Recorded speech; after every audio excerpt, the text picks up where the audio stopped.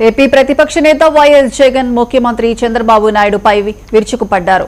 YS Rajareddy వివేక హత్యల్లోనూ Ranga మరణంలోనూ TDP ప్రమేయం ఉందని ఆరోపించారు. తన తండ్రి మృతిపైన ఇప్పటికీ అనుమానాలున్నాయని అన్నారు. గన్ కల్చర్, క్రిమినల్ కల్చర్ ఎవరిది అని నిలదీశారు. ఇచ్చిన హామీలకు చంద్రబాబు వెన్నుపోటు పొడిచారని, రాష్ట్రాన్ని జంగిల్ రాజ్ గా మార్చేశారని ఆరోపించారు. ఈ 2 ఏళ్లలో బాబు ప్రోగ్రెస్ ఒక్కటే, చంద్రబాబు ష్యూరిటీ, మోసం గ్యారంటీ అని వ్యాఖ్యానించారు. ప్రెస్ మీట్ లో జగన్ ఏం చెప్పారో చూద్దాం.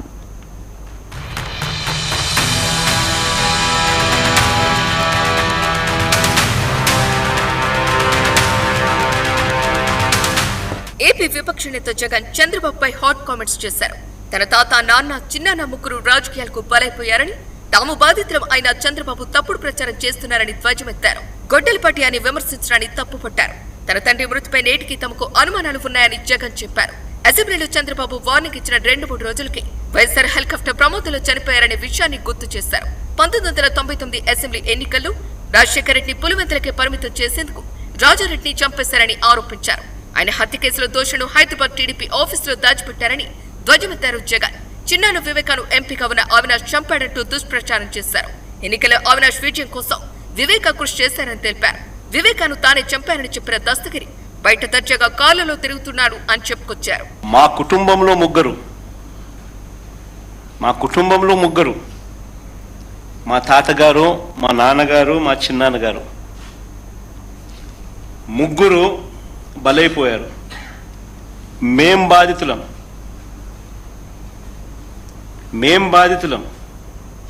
కానీ మాపైనే వీళ్ళు తప్పుడు రాజకీయాలు చంద్రబాబు నాయుడు గారు చేయిస్తారు. మా తాతగారు రాజారెడ్డి గారిని చంపింది ఎవరని అడుగుతా ఉన్నా చంద్రబాబు నాయుడు గారిని. టీడీపీ వాళ్ళు కాదా?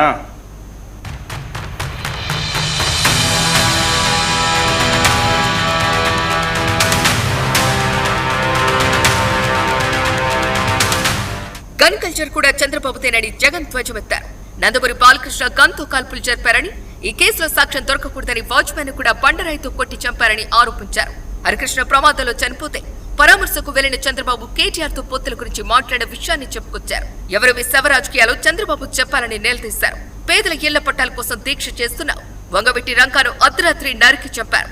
ఈ కేసు ప్రధాన నిందితుడు వెలగపూడి రామకృష్ణ ఇప్పుడు టీడీపీ ఎమ్మెల్యే అని జగన్ ఆరోపించారు.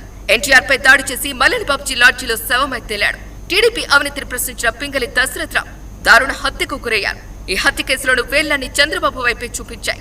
మా నాన్న హత్య రాజకీయాలు నేర్పించలేదు, మేం విలువలు, విశ్వసనీయతతో రాజకీయం చేస్తుంటే బాబు కుట్ర రాజకీయాలు చేస్తున్నారని ఆరోపించారు. మేం చెడ్డోలమైతే వాళ్ళు ఉండేవాళ్ళా అని ప్రశ్నించారు. చంద్రబాబు గారి బావమడిది వియ్యంకుడు బాలకృష్ణ గన్ పట్టుకొని టపా టపా అని ఇద్దరిని కాల్చిపడేయలేదా అని అడుగుతా ఉన్నా. పట్టుకొని కాల్చిపడేయలేదా అని అడుగుతా ఉన్నా. ఇదే పెద్ద మనిషి బాలకృష్ణ, చంద్రబాబు నాయుడు గారి వియ్యంకుడు, టపా టపా అని ఇద్దరిని లేపేయలేదా అని అడుగుతా ఉన్నా. ఎవరిదయ్యా గన్ కల్చర్ అని అడుగుతా ఉన్నా.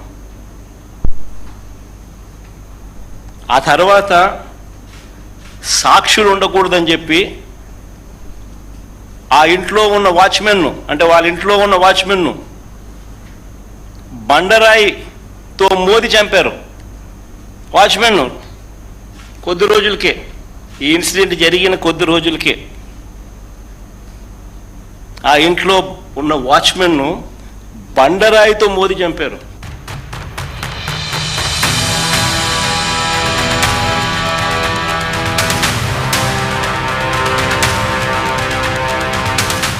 మావిక నట్టే చంద్రబాబు గుండె ఆగిపోతుందని జగన్ ఆరోపించారు.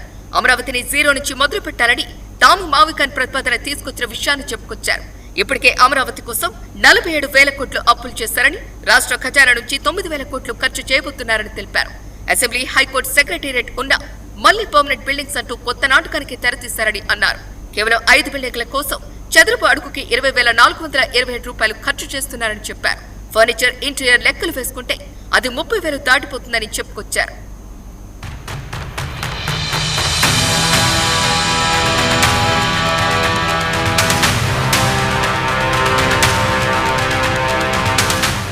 ఒక పక్కన సరైన ఆహారం అందక ప్రజలు ఆసుపత్రి పాలవుతున్నారు.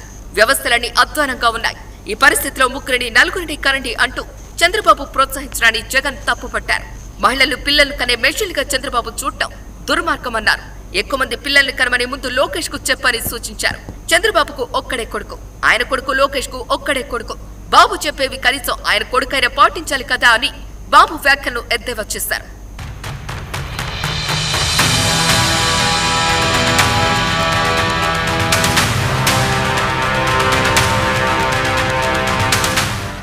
ఆంధ్రప్రదేశ్ ను జంగిల్ రాజ్ గా మార్చేసి చంద్రబాబు పాలన సాగిస్తున్నారని జగన్ ఆగ్రహం వ్యక్తం చేశారు. క్రిమినల్ బ్రెయిన్ తో వైసీపీ నేతలే టార్గెట్ గా రాజకీయాలు చేస్తున్నారని ఆరోపించారు. ఎన్నికల్లో ఇచ్చిన హామీ ప్రకారం పెట్రోల్ ధరలు తగ్గించాలని, లీటర్పై 8 రూపాయల వరకు తగ్గించాలని డిమాండ్ చేశారు. చంద్రబాబుకు బహుశా ఇవే చివరి ఎన్నికలు, ఈ వయసులోనూ ఇలాంటి రాజకీయాలు చేయటం దౌర్భాగ్యం అని అన్నారు.